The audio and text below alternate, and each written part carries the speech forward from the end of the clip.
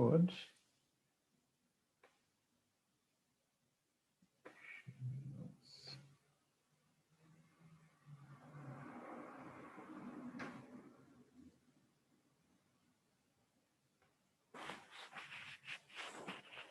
Okay.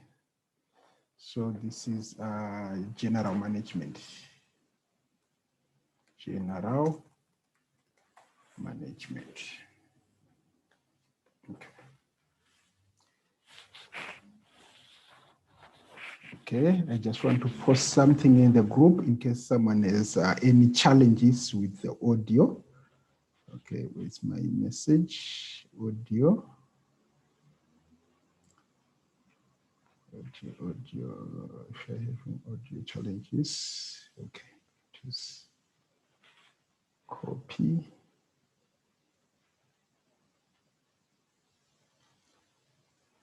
Paste. All right, general management. Okay. So I like using questions because questions give you guidance in terms of what usually you are asked. And also it actually helps you guys, do your assignment quickly because we'll be covering both the notes and the questions. But what we'll be doing is I'll read out what the question is, and then I'll contextualize, tell you what is around the question. Then I will zone in and answer the question directly from the theory that we find.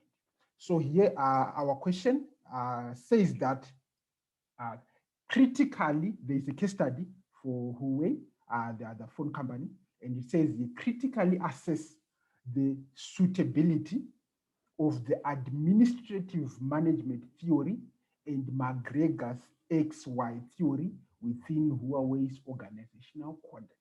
So within this specific question, you can see there are already three concepts that are there. There is number one, administrative management theory. There is number two, McGregor's XY theory. And there is number three, Huawei's organizational concept. So we need to check these three theories and see if they are suitable to the specific organization that we have been given in the case study.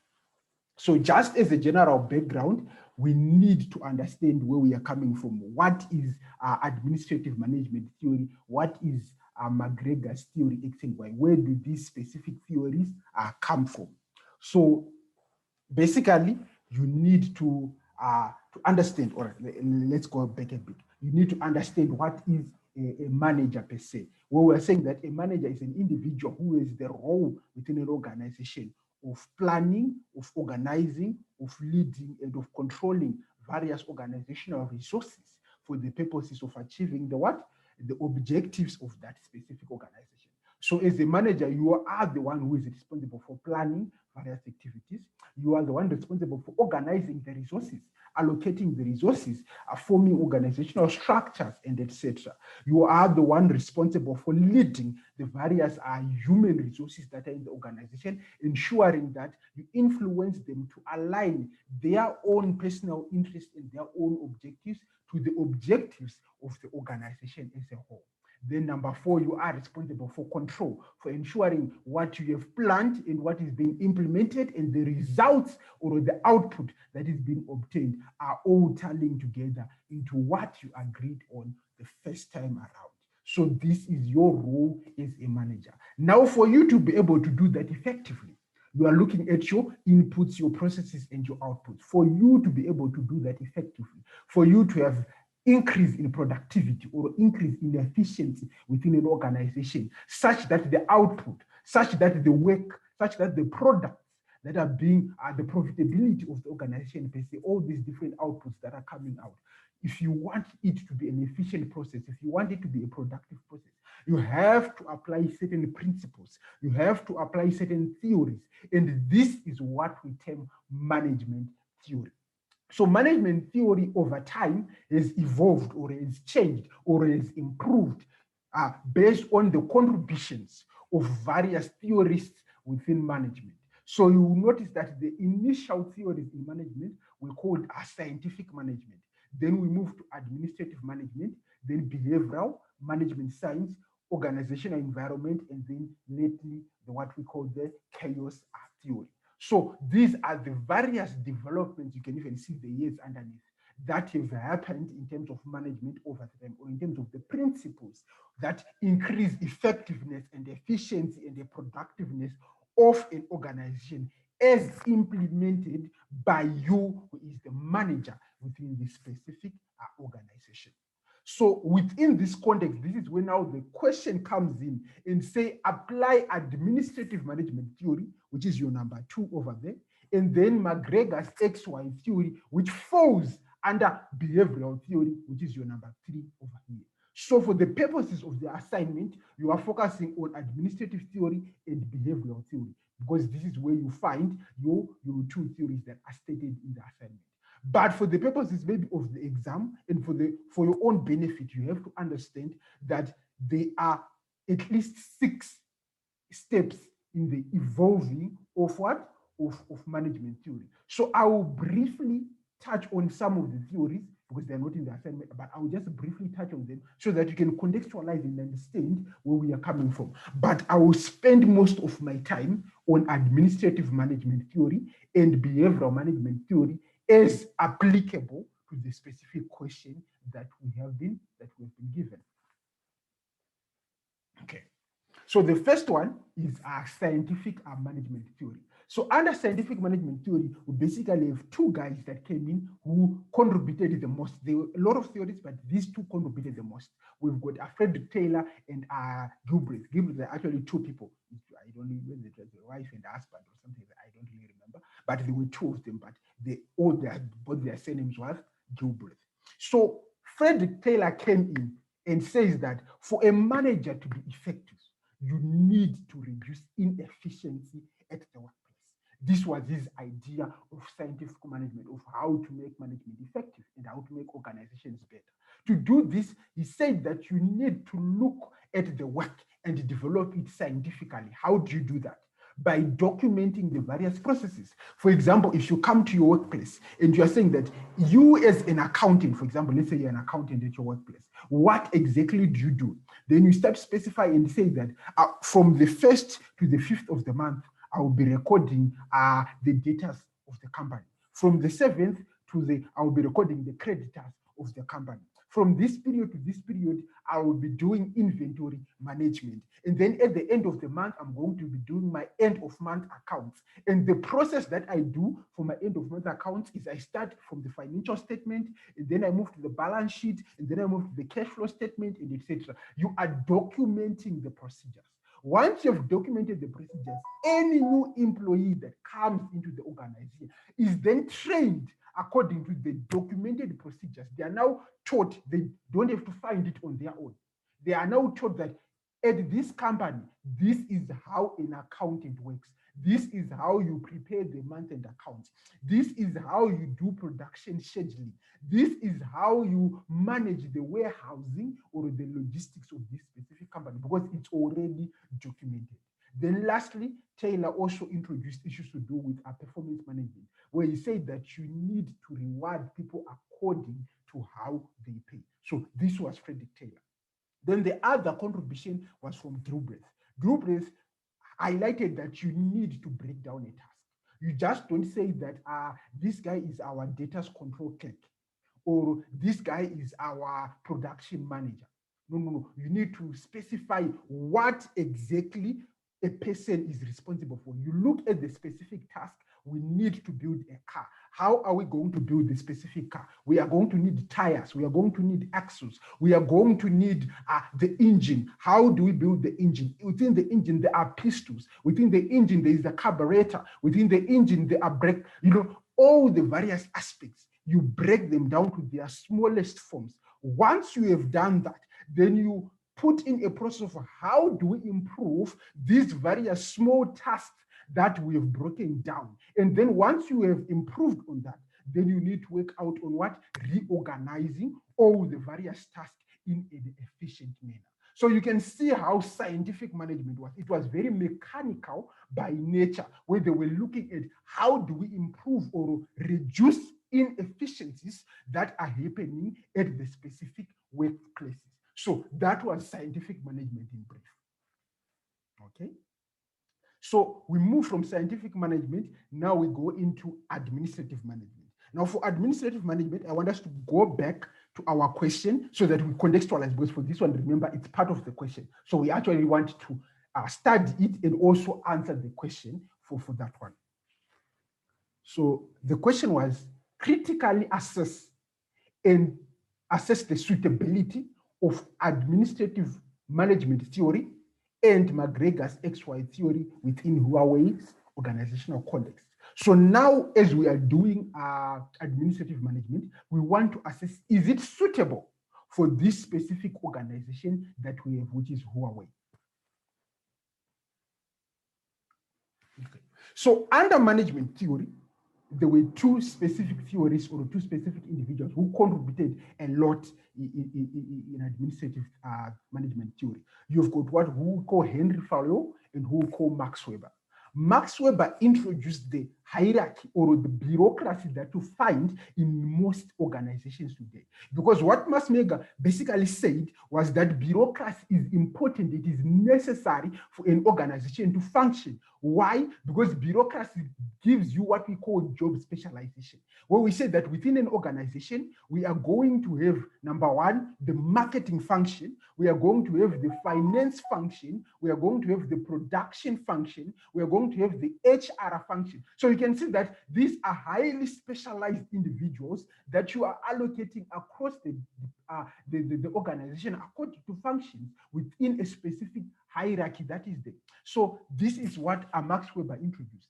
Then number two, in terms of that hierarchy, because of that specialization that is there, Max Weber also encouraged the use of formal selection or promotion of individuals by technical qualification. Basically, he was saying that if we have an accounting function within an organization, then we need to ensure that the people within that function are accountants, are specialists within that specific area. They've got the technical qualifications needed for them to perform effectively within that specific function. Then thirdly, within their hierarchy, there has to be rules and regulations that are formal, that determine how people relate to each other, how people function, how people are rewarded, and etc. So this is what Max Weber introduced within the administrative theory. But then Henry Fayol now came in and added onto what Max Weber had said and gave more detail in terms of the formal rules and regulations, what these formal rules and regulations are. And what Henry Fayol did is that he gave 14 principles of administrative management theory that we can even discuss further now. Now, again, contextualizing it back to our question. Remember what our question said, is administrative management theory suitable for Huawei? Now, if we just look at Max Weber alone, at what Max Weber has recommended, and then the question again, is it really suitable for our specific organization? Now, if you look at Huawei in the context of the case study that we have, we notice that number one, they are an organization that is trying to strive away or trying to move away from formalities. For example, they are trying to move away from even hierarchies. For example, it is said that the CEO said that we don't want one specific person at the top. They've got a rotating chairman. So every 6 months, three people who are the chairman of the organization rotate because they wanted to make sure that they have fresh ideas and etc. That definitely tells you that this organization does not really like structure or does not really like formalities where there is only that one person at the top, but they like to spruce up things and change up things. So you can even see that, I don't think Max Weber's theory of bureaucracy is suitable for Huawei. Then secondly, you can talk in terms of the job specialization in functionals and divisions. Yes, to a certain extent, you can say that bureaucracy in terms of job specialization is suitable for Huawei. Why? Because obviously they are going to have people in various departments where certain people are going to be working in marketing, where certain people are going to be working in finance and etc. But at the very end of it, if you really want to go down into it, you can see that Huawei is operating in the technological landscape and they're working in a fast-paced environment in which things are changing all over the place. And they specifically, if you look in the case study, they want to introduce a lot of creativeness. They want their employees to be able to freely express themselves in the workplace. Now, because of that, it becomes challenging for you to divide the organization by functions, because functions by nature do not promote creativity. What promotes creativity is cross-functional teams. So if you study a bit of group behavior and group dynamics, you notice that when you use cross-functional teams, where within one specific group, you've got an accountant, you've got a quality specialist, you've got an administrative manager, you've got someone from production, you've got an HR specialist. If those people work together, they are more likely to come up with better ideas that will enhance the company's creativity and innovation than if these people stay in their own departments. So in that fact, I myself would say, no, I don't think bureaucracy in the form of the functional divisions would be beneficial to the organization per se. And remember, they are working as a, what do you call it, as a multinational organization where they are operating in different nations. Now you can ask yourself, if they are going to separate themselves by function, so will that mean that in each and every country, there's going to be different functions? That will create duplication of effort. It is better for them to just work as specific teams rather than as specific functions. So this is my point of view. You can have a different point of view, but this is my point of view of how Max Weber's bureaucracy is not applicable to Huawei as a specific company. So it's not audio.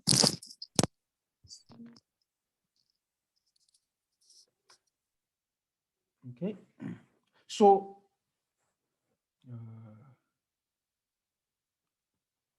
okay, so like I said, that there were two. There were Max Weber and Henry Fayol. Henry Fayol introduced the second part now, which he took these formal rules and regulations under Max Weber and expanded on them by providing what are called the 14 principles of administrative management. So it's still under administrative theory, but there are 14 principles that were introduced by Henry Fayol. So we are just going to briefly go through those 14 principles, and I'm going to comment as we go on whether they are applicable to Huawei or not in terms of the organization. So it says the first one, division of labor.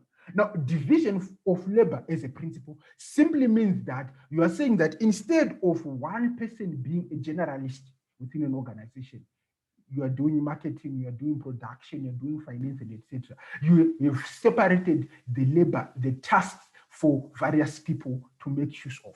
So this, I believe, is very practical. But remember the issue that I said under Max Weber. I say what I don't support is the functional division of the whole organization. But the actual division of specific tasks where an individual is responsible for marketing, an individual is responsible for the accounting, and etc. Yes, I think that is quite applicable to the specific company that is Huawei, because you're gonna need someone who's going to be doing the marketing. You're gonna need someone who's going to be doing the engineering. You're gonna need someone who's going to be doing the recruiting in the HR part of the organization. So yes, division of labor is suitable as a principle. And then the next one says the authority and responsibility. Authority and responsibility, we are basically saying that if you are going to give someone a specific task and then you don't give them the authority and then don't give them the responsibility to complete that specific task, i.e. responsibility, usually we are also talking about accountability, then it is likely that task might not be performed, because they will basically, it's up to them to decide whether they want to or not, because they are not responsible for that specific task and they do not have the authority to perform that specific task. Now, if you give someone authority, sorry, if you give someone the responsibility for a specific task, here, can you please do the specific function, but don't give them the authority, they are going to have challenges. Now, if you look at our example in the case study, the marketing guy that we are introduced to, it seems as if he was given the responsibility to perform the function of what? Of marketing for the organization. But the comments that he's giving you seems like he is questioning whether he has the authority or does not have the authority to perform that specific function. He's highlighting that I want to implement this, but whenever I'm trying to implement it, different people will have different opinions about it, which means that they do not necessarily agree with him. Now, if he has the authority, he can supersede them. He can tell them, yes, I understand what you are saying, but we are still going to continue doing it my way, because this is my responsibility and I have the authority. But if he does not have... Sorry, James. Yes? Sorry, James. Yes, I don't know whether it's possible. Maybe if we can read the scenario, all of us, so that we formalize ourselves when we are discussing, and then we'll remember what we have learned. All right, it's fine. It's fine. I also agree, James. Okay, it's okay. It's fine. Yeah, thanks. Let's see. Do I have it nearby? Just give me a minute. Just give me a minute. Okay, there we go.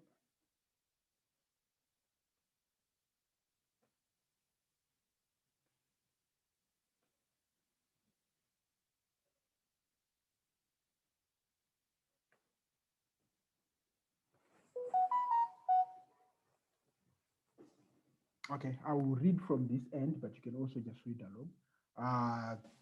It says here, the headline is Huawei's global brand chief on cultural changes at the Chinese tech giant.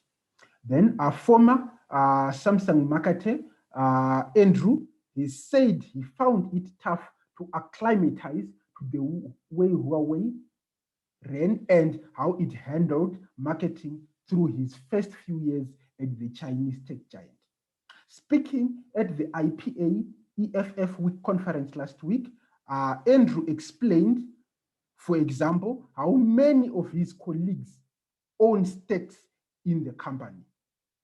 Ren, who founded Huawei in 1987, now owns just 1% of the company, with the rest in the hands of the employees, albeit through a complex structure that has been characterized in the West as market.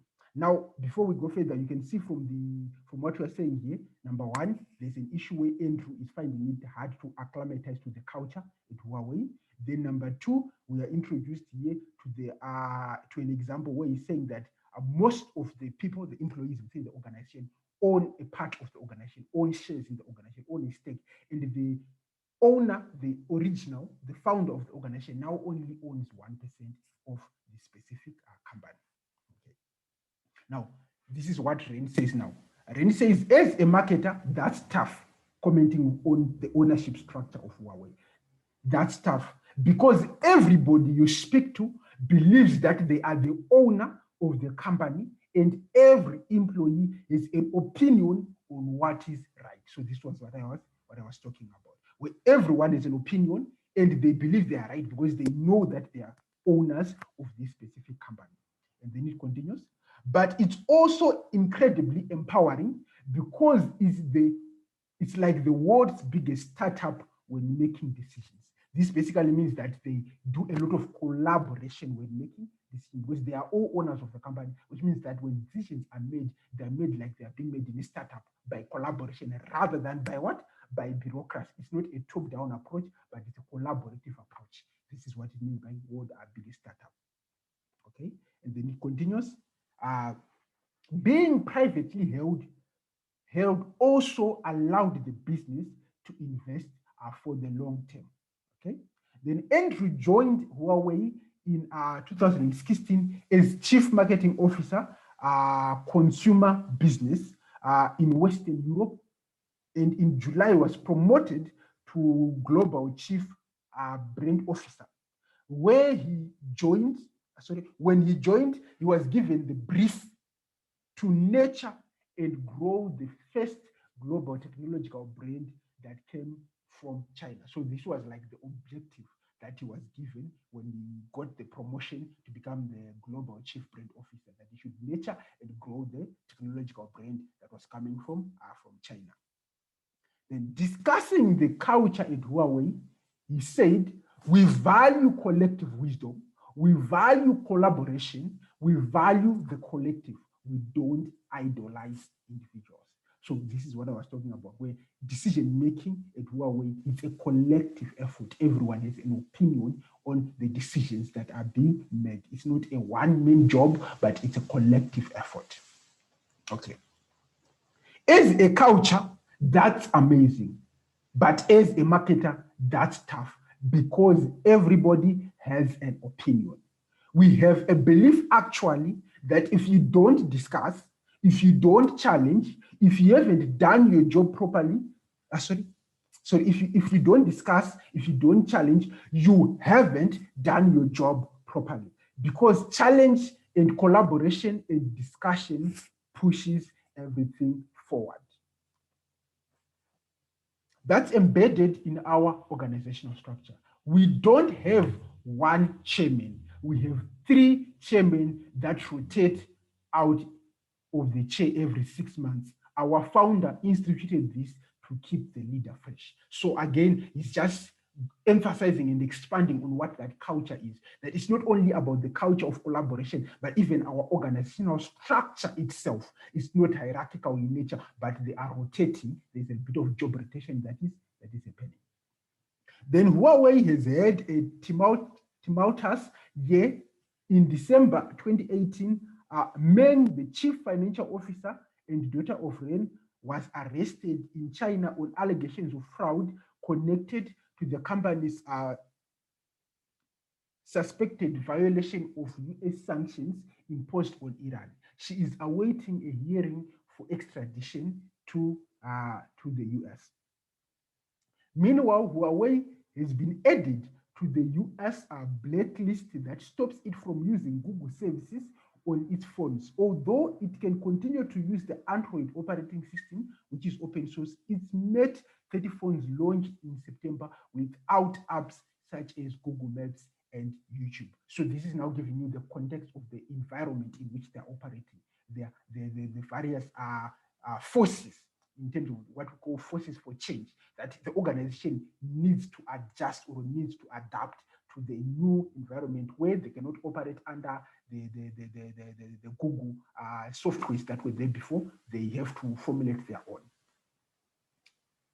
Okay, continues. Andrew acknowledged that the company was facing challenges, but said it was starting to recover ground that it lost in 5G infrastructure provisions after Western governments become alarmed by the US position. He characterized Huawei as a company that prized technical innovation and explained this had a knock-off effect on how it regarded marketing. So one of the principles or one of the objectives of Huawei is technical innovation. That's one of the things at the top. Now, whenever you're discussing anything, you need to see whatever you're introducing into the company, does it support innovation itself? Okay. Then we'll continue. Critically, we are a technology company. We invest billions in R&D, and engineers are about 45% of the workforce. Is made up of basically engineers. That's challenging because they want to talk about the latest cool piece of software, but not the brand. But R&D is what makes us special. As a marketer, you are constantly being pushed to innovate just as much as the R&D. R&D means research and development, by the way, just as much as the R&D. If marketing is not as innovative as R&D, it's not serving its purpose. So again, innovation is a key concept or a critical concept at Huawei. We have a rapid test and learn environment. It took me a long time to get used to it. I was brought up to spend time on analytics, to spend time on strategy, to perfectly span, scope, measure, and adapt. So he's highlighting the management theory or the management principles that he already had before he joined Huawei, where he was saying that what we did in the past was analytics, strategy, planning, scoping, measuring, and etc. But I now have to adapt to this new culture or new environment where it's now a test and learn organizational setup. Okay. This is much more like software development. Get as good as you can, get it in the market, test it, learn, adapt, do it again, rapid, test, and learn. So that's basically what the case study is. That's why I hope everyone is now on the same page.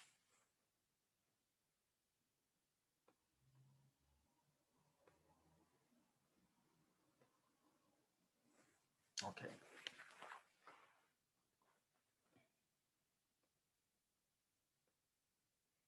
Okay, so just to reiterate what we were doing before we went to the case study, is we were trying to answer the question, is administrative theory suitable to the organizational context of Huawei?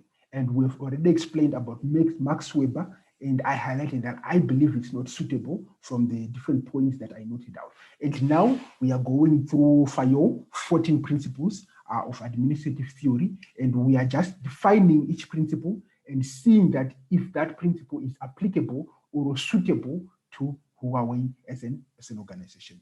So I was on principle number 2 for authority and responsibility, where I was highlighting that I personally, for my own interpretation, believe that Andrew is trying to highlight to us that he is questioning his authority as an individual in terms of some of the decision making that needs to be done. He's highlighting that he has the responsibility, because remember, he was told that you are going to nurture and grow the brand as the global chief brand officer.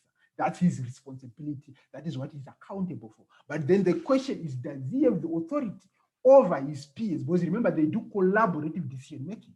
They do collaborative decision making, which means that other people are going to challenge him. Remember, he said that there has to be challenges. If there are no challenges, you have not done your job correctly. So other people are going to challenge him. So if other people come in and challenge you and you don't have the authority, you might end up not being productive, because you end up in meeting after meeting after meeting after meeting, where people are just challenging your various ideas, but nothing is happening on the ground. So I personally think authority and responsibility should be something that Huawei looks into and ensures that whoever has been given a task is given both the responsibility, accountability, and the authority that is needed to perform the specific task or to make the necessary decisions that are needed for the organization to move forward. Then the next one is a unit of command. Under unit of command, this basically means an employee has to have one boss. That's what unit of command means. An employee needs to have one boss. You cannot have more than 2 bosses, because if you have 2 bosses, there's going to be conflict of interest. Boss number 1 is going to tell you that this year we need to focus on developing nations. We need to go into Africa and as Huawei and market them more so that we can grow our best there. Boss number 2 will come in and tell you, no. We need to re-emphasize and, we need to defend the developed markets that we already have in the US and in Europe. Because we remember, we are being attacked. Our 5G infrastructure is being attacked. The US is putting trade restrictions on what we are doing. So if we don't defend those markets, we are going to lose them. So let's focus on marketing in those areas. So conflict of interest. Where is the organization going to? There is that fight, that yin and yang that is now happening. So I also think that unit of command is specifically important for Huawei. Now remember, they've got 3 chairmen. So these 6 months, this chairman comes in with their idea and you're focusing on that. The next 3 months, 6 months, the next chairman comes in and talks about a different idea. You see, it just breeds in a lot of conflict of interest. Although it is a noble idea in bringing in innovation, but I think that idea of 3 chairmen or any idea where there are more than 2 bosses, for example, if they are going to implement a matrix structure, because remember, they're a multinational organization. So as a multinational organization, you can implement different organizational structures. You can have, let's say, a functional structure where you are having your CEO, marketing department, finance department, HR department, and etc. You can have a geographic functional structure where you are saying you've got your head office, and then you've got a South African branch, China branch, US branch, European branch, and etc. Or you can have a matrix structure where an employee is under the marketing manager and also under the geographic manager. So they are reporting to 2 specific bosses. So I would recommend that they don't adopt a matrix structure, number one. Then number two, they abandon the whole three chairmen thing. I don't think that that's a good idea. This is just me. You can have a different opinion, like I said. Why? Because it violates the unit of command principle. The unit of command principle is important because it ensures that everyone is moving in the same direction. Okay. The next principle that we have from Fayol is called unit of direction. Now, unit of direction is just almost similar to unit of command. But other than just saying that everyone needs one boss, unit of direction says that everyone needs to have one unified goal. So you'll find in most organizations, it's quite simple. You've got your vision, you've got your mission, and then you've got your list of long-term strategic objectives, whether they are 4 or 5. And everyone in the organization is following through those objectives. So this means that everyone has got one specific direction. So this is very important. But what you find out specifically in organizations such as Huawei is that because it's a multinational organization operating in different markets, they are in the market for laptops, they are in the market for tablets, they're in the market for smartphones, they're in the market for software itself, they're in the market for 5G technologies, they're in the market for telecommunications infrastructure. So these are the different markets in which that they're operating. So each specific business unit that is under Huawei might end up having separate visions, separate strategic goals, and etc., which might not feed into what the main vision or main goal of the organization is. But it could be fine if the business units do not interlink. But if the business units now interlink, i.e., if the phone business is tied in with the software business, is tied in with the laptop business, is tied in with the 5G business, which means that the employees from these various business units need to coordinate. Now, because they constantly need to coordinate, it is important for them to have one direction, to all know where they are going. Now, I would recommend and say that adoption of the unit of direction is suitable, is important, is applicable to Huawei. Then we go to the next one, which says subordination of individual interest. Subordination of individual interest simply states that I, as an individual, I, as an employee, I, as a manager at Huawei, who have got separate interests of my own. I have got other things that I value above the organization itself.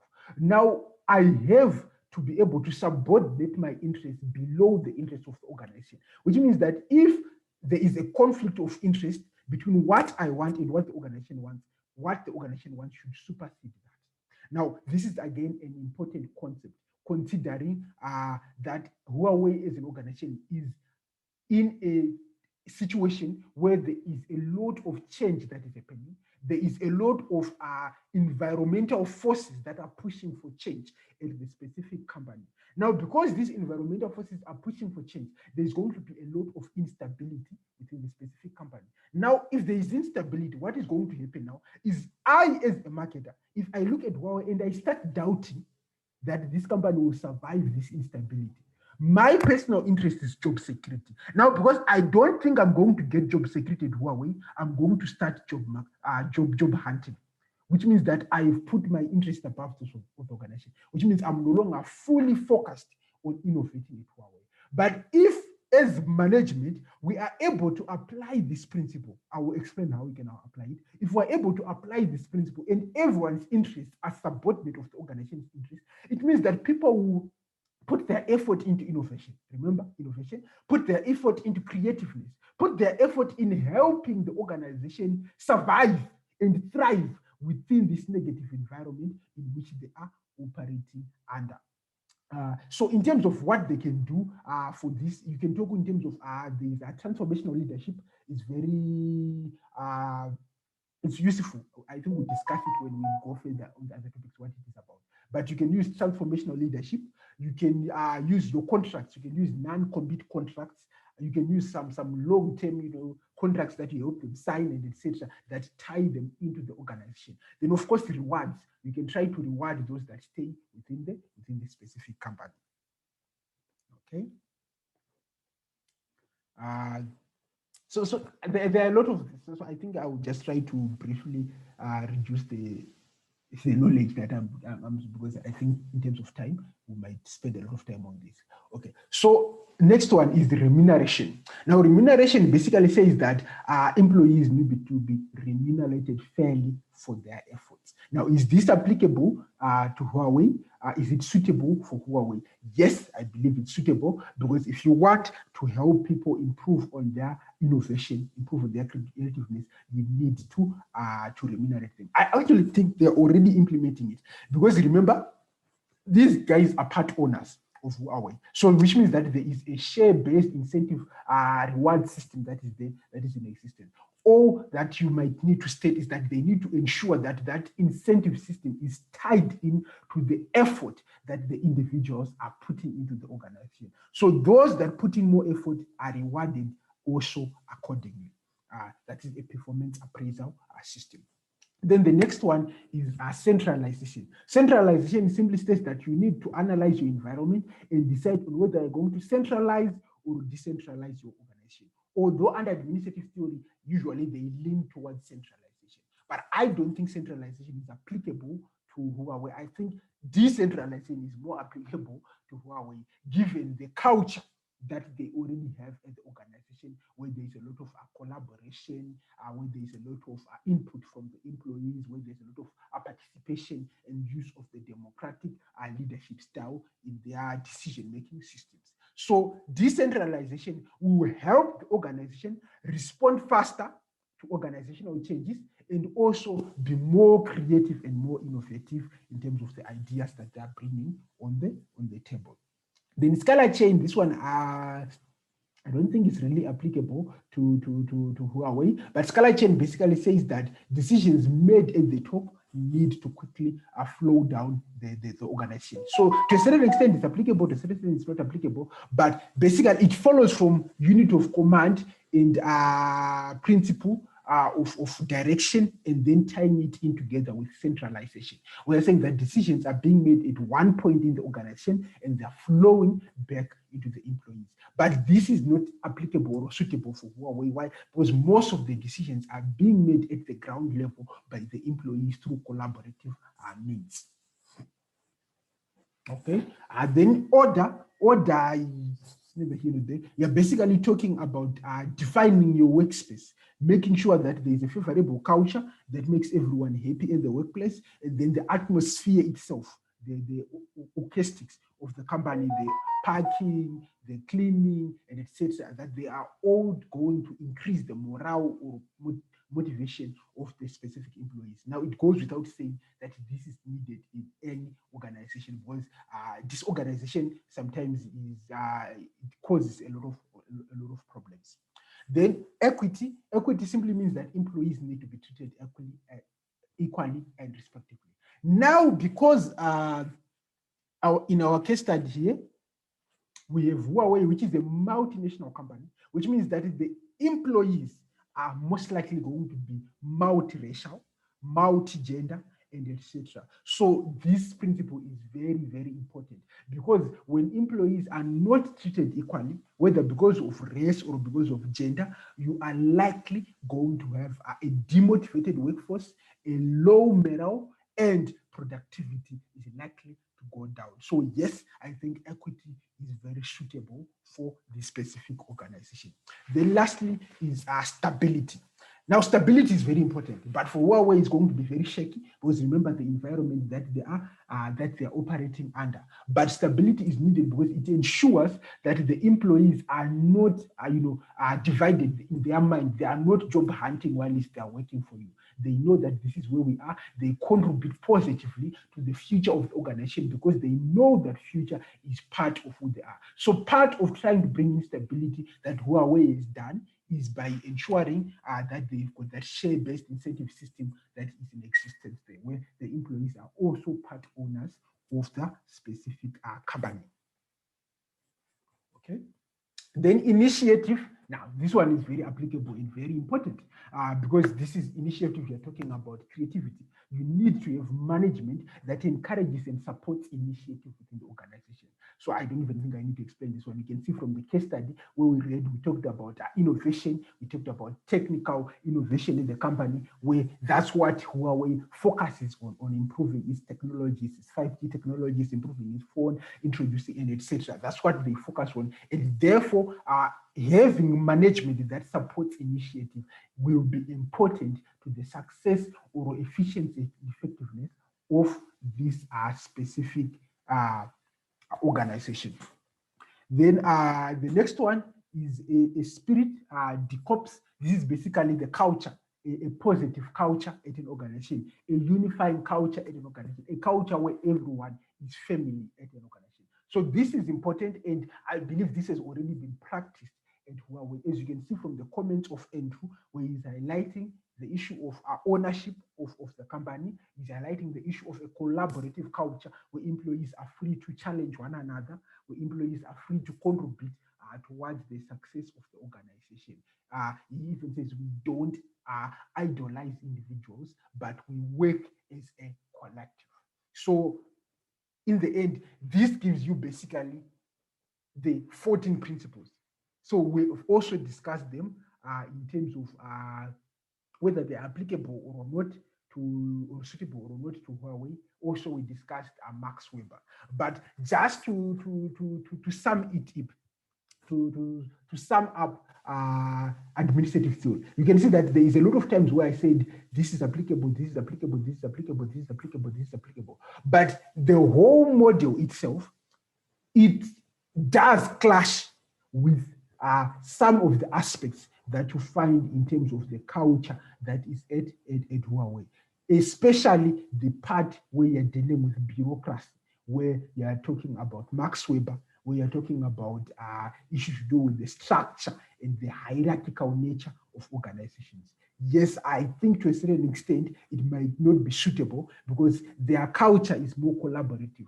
Their culture is more of a flat organizational structure rather than having a lot of hierarchy and a lot of issues to do with authority and etc. Although there are certain parts that we've highlighted that we think could help them as a specific organization.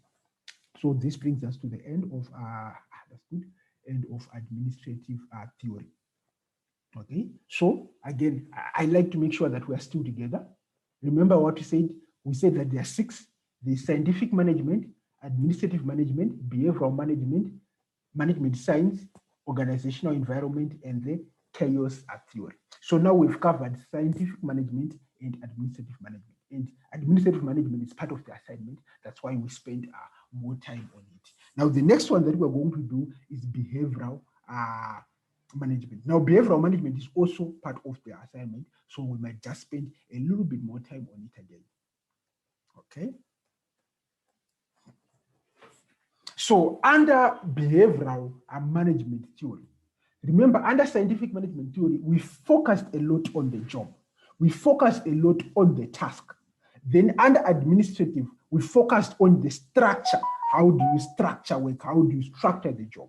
But under the behavioral management theory, these guys saw that, look, we are ignoring one of the most important parts of management, that is people. So for you to be a better manager, for you to improve efficiency at the organization, for you to improve productivity and profit at the organization, you need to assess who are you managing. You need to assess who are you leading at that specific organization. So there are 3 major theories under this. The first one is called Mary Parker Follett, and this one you rarely discuss it even in assignment questions. I've never seen any question that usually asks us about her. But basically, what she introduced is, remember, under administrative theory, there was a lot to do with hierarchy. Under Max Weber's bureaucrats, we talked a lot about hierarchy. But Mary highlighted that authority and power do not necessarily flow up and down the organization, but sometimes it can also flow sideways. She was talking about what we call the expert power base. And she was highlighting that managers who are able to use the expert power base are better coordinators and better organizers within the organization. And remember, under the 4 principles, you plan, you organize, you lead, and you control. which means that if you are a better organizer, you are most likely already going to have better results in terms of the outputs from your management process. So this is what Mary Parker introduced. Then the second theories were from the Hawthorne studies by Elton Mayo. Now, in these studies, it was just a research that was done, heavily criticized because of a lot of different things. But the major issue that was there were three concepts that he highlighted that are important to management.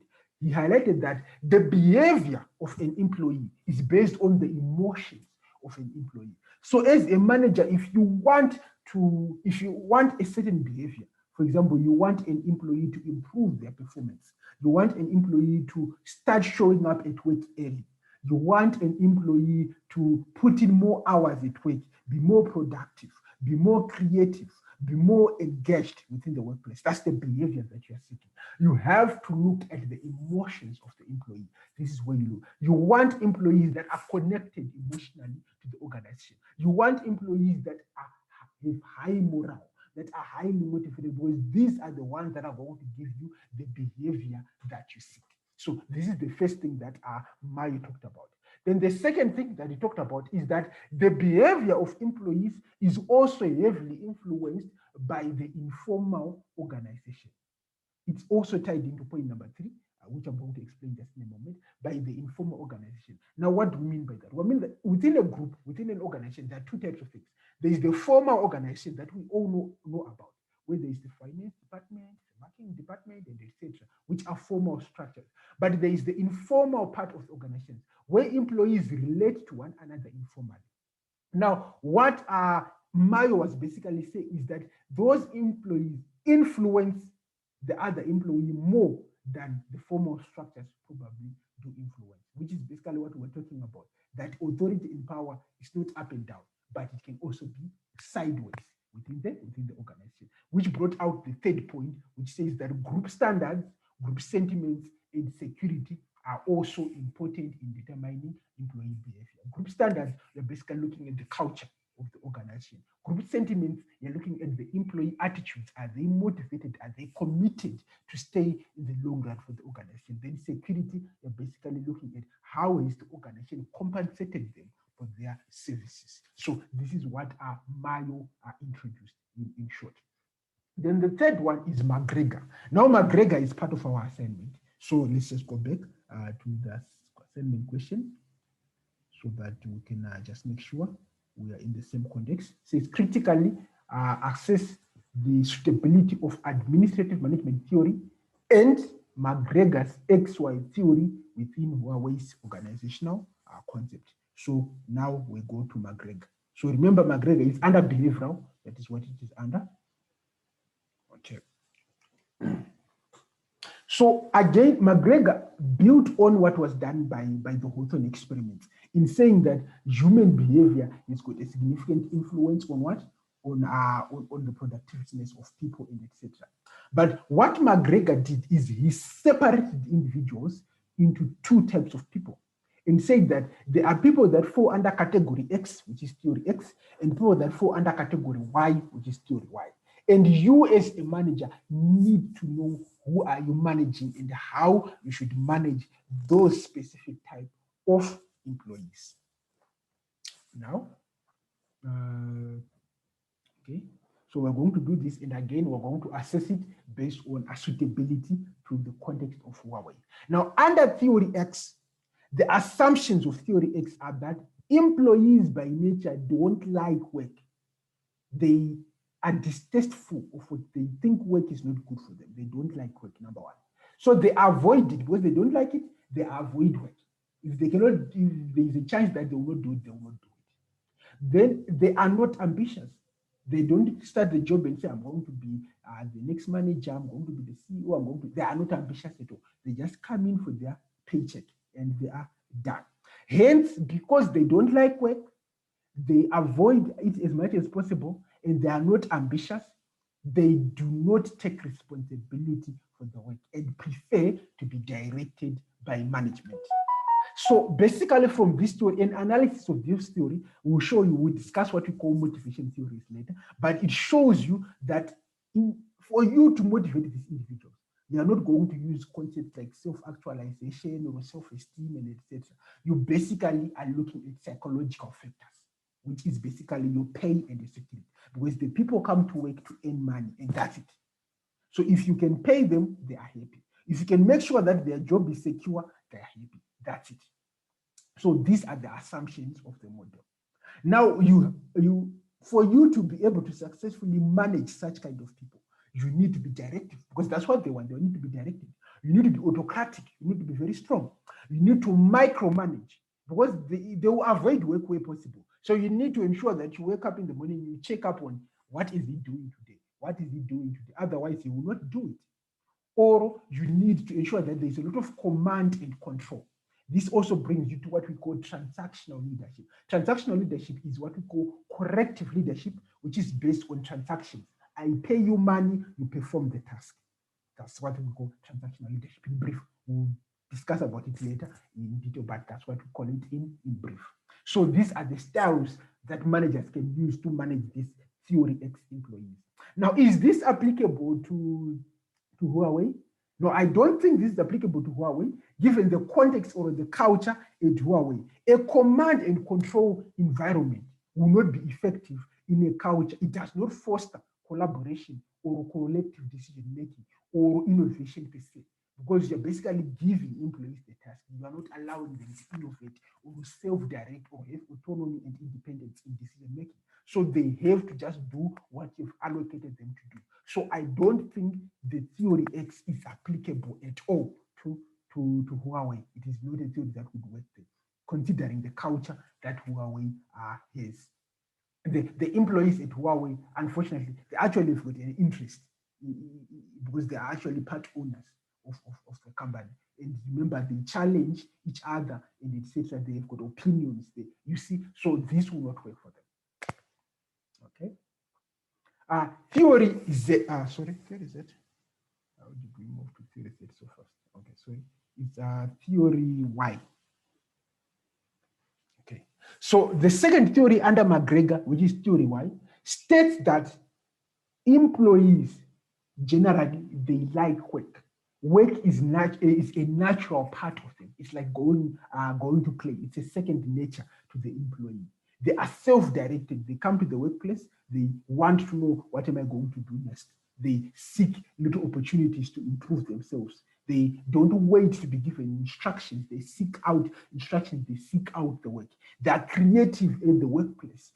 They want to meet the objectives that they've been given. They take responsibility of the quality and of the success of the organization.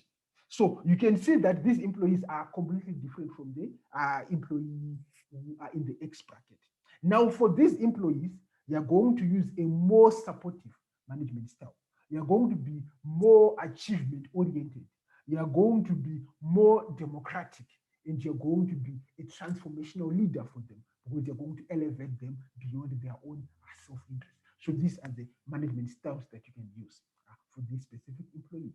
Now, is this applicable to Huawei?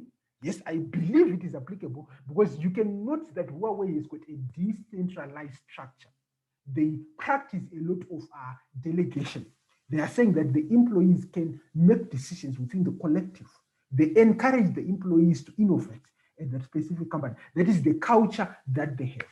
So this theory would definitely work at Huawei. Now, they can even add more and do job enlargement, where an employee is not just an engineer, but he can also rotate and go into different departments and learn about other departments.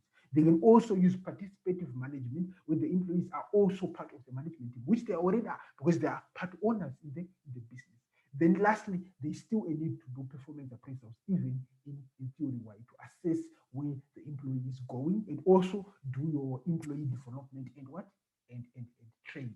So this is theory Y, which I completely believe is very applicable to our context here, which is our Huawei, the organization. Now, in addition to theory Y, there is theory Z, but this is not part of the question now. This is just in addition to behavioral theories. So we did the other three, and then we did McGregor, which is the assignment, and then this is the closing one for behavioral. So we've got a Theory Z. So Theory Z simply states that employees seek to build cooperative and intimate working relationships with their co-workers. They accept reciprocity and support from the company and want to maintain a work-life balance and value the working environment in which they're working in. Their family, the culture, and etc. You can even see as you are reading through the theory that this is actually what is happening at Huawei, although it's not part of the assignment, but this is actually what Huawei is all about. Now, the best leadership theory styles to use or management styles to use is authentic leadership.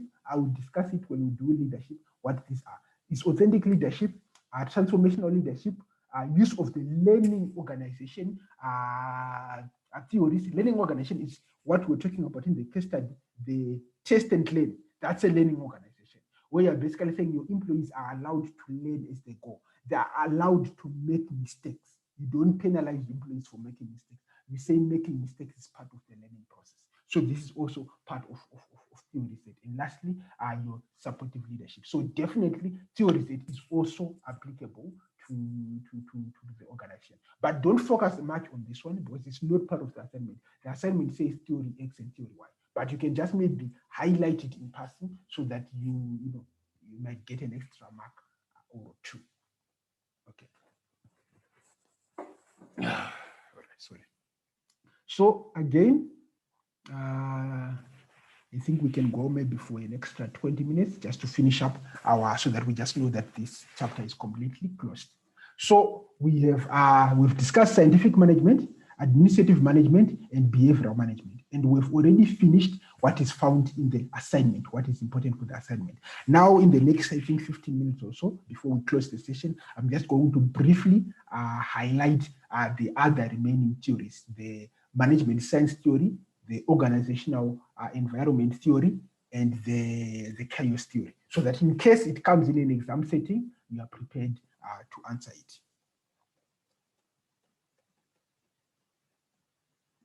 Okay, where were we? Okay, the management science theory. Okay.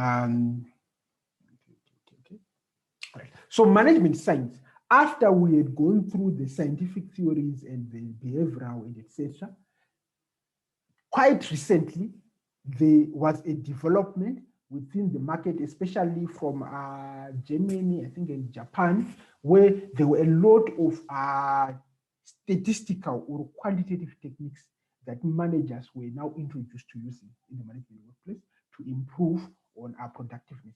Because remember, the goal of all these various theories that we are talking about is you want to improve your organization. You have inputs in the organization and you've got processes in the organization, but you want to improve the outputs. So the management theory acts as a oil within the processes that are in the organization. How do you manage these people to increase their output, increase their productivity, and increase organizational performance? So management theories started making use of what you call quantitative management techniques. You know, I'm sure by now you've met it in your various organizations. The decision trees, for example, use of the decision trees, use of programs like linear programming, for example, in decision making. When we are trying to make maybe in outsourcing decision, trying to make a production decision, how much quantity to produce in the factory in KwaZulu-Natal, and how much quantity to produce in the factory in Cape Town. As a production manager, you can make use of linear programming as a quantitative management technique. Or the decision tree, if you're making an outsourcing decision, whether you want to purchase from local suppliers or purchase from China, the raw materials, you want to see which is better option for the company, you can make use of decision trees and probability techniques. So those are different quantitative techniques that you can use in decision making. Then there is operations management theories that are also part of management sciences. Here you're looking at your lean production. Lean production is production where you are trying to reduce the wastages, increasing efficiencies by reducing wastages within your processes.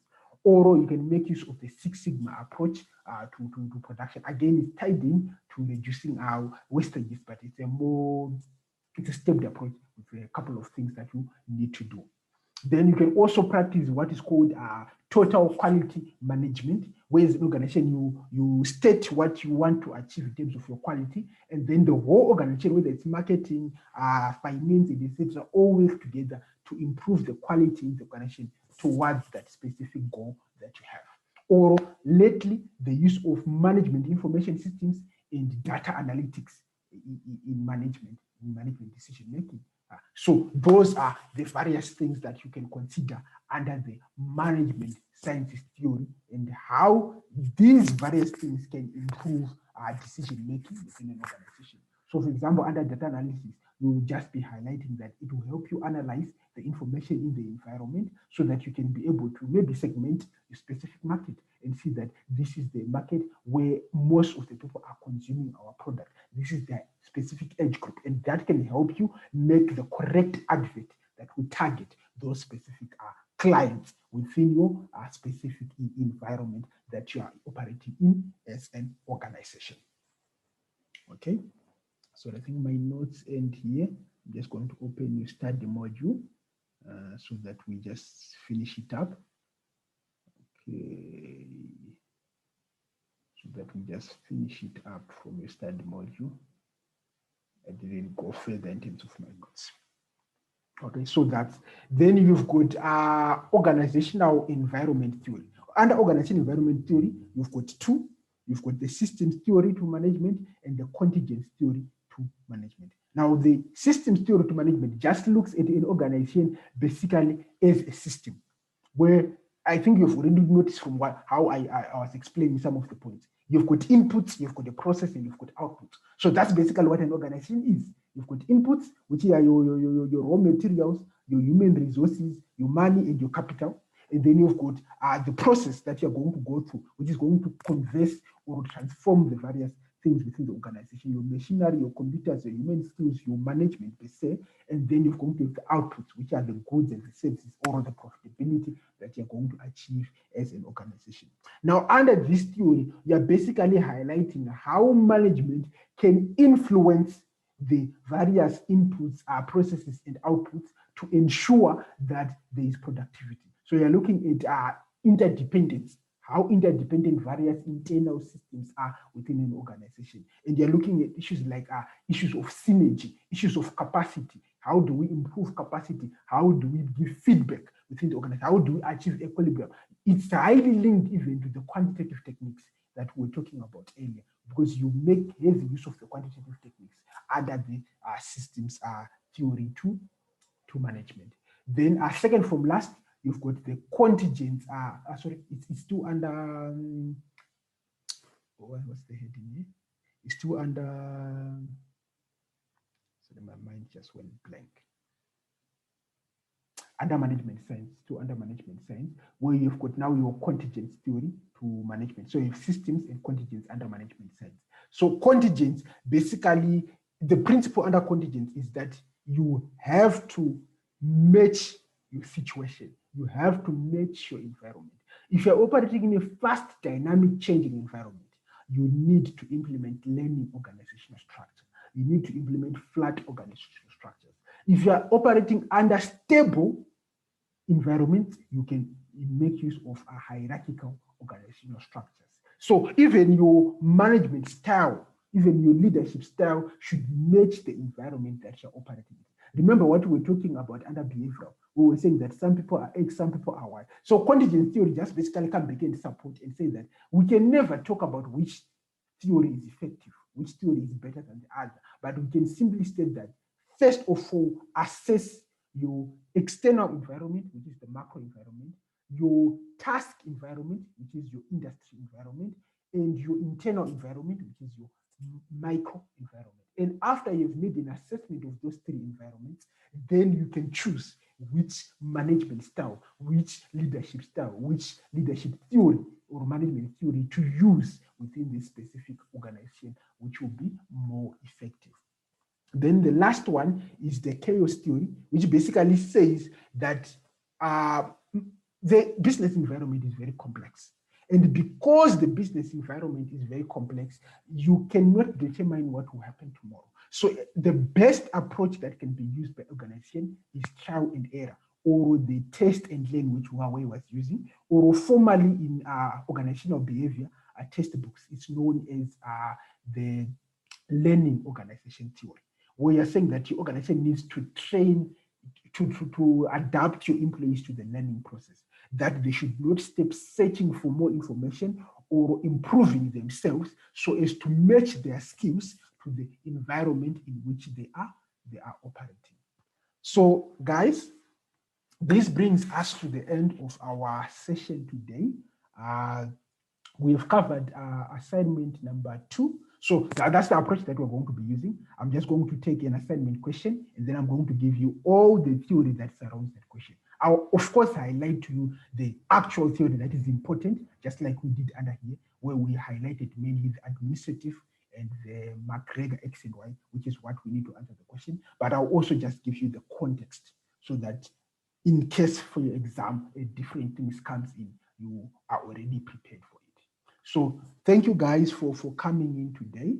I just wanted to maybe just discuss for future lessons that we are going to do. I wanted to know what you guys are comfortable with in terms of the length of the session. Do you want us to strictly make it 1 hour, or you guys are comfortable with even extending and making it a 2-hour session, so that we ensure that we cover more content in each session? I just wanted to, because I know you'll be tired from working, etc. So I just wanted your input on specifically on that. You can unmute yourselves.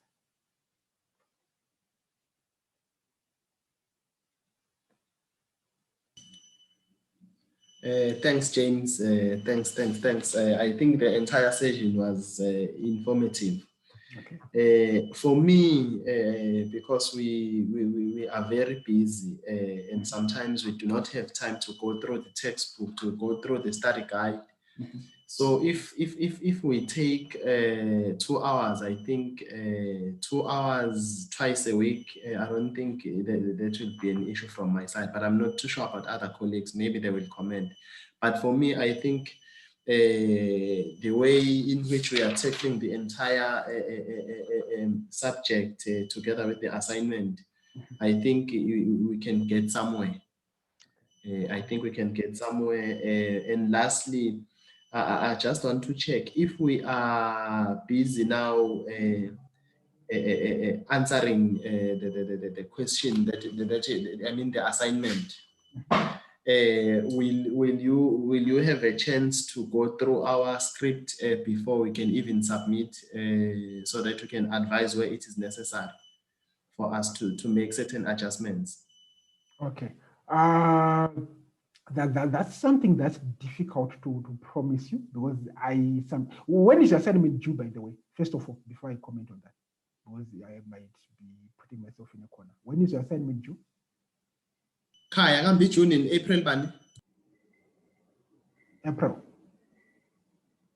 No, if it's April, I think I can manage. If it's due in April, but I was afraid it might be due earlier. But if it is due in April, once you have finished it, you can send to me.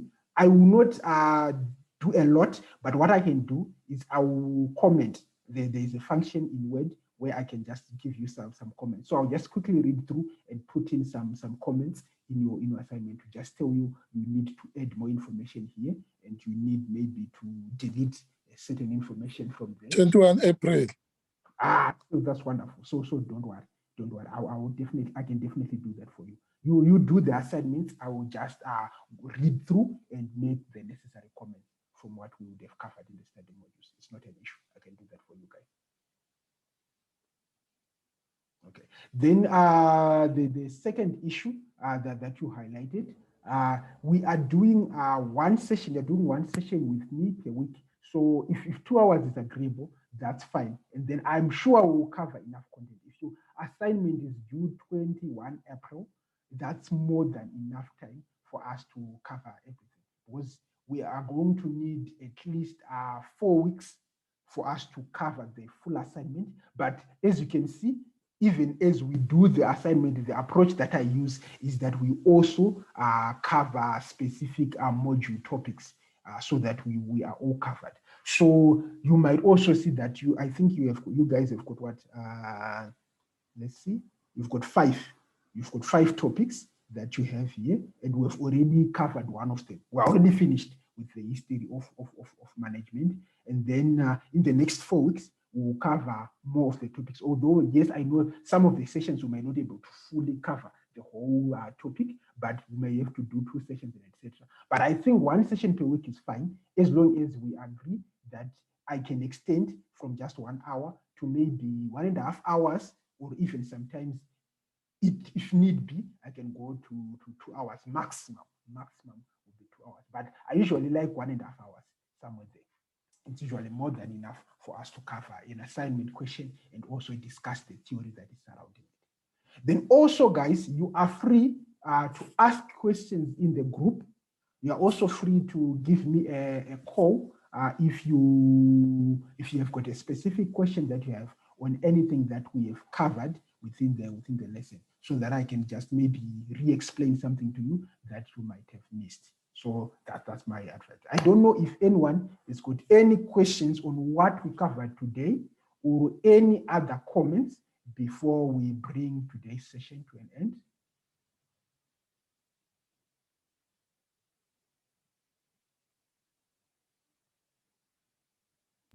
No, from my side, I'm covered. Okay, thank you. Kayeshe, are you happy? Oh, I'm happy. No questions so far. Okay, thank you. The one with the iPhone, is it Stu? Are you happy?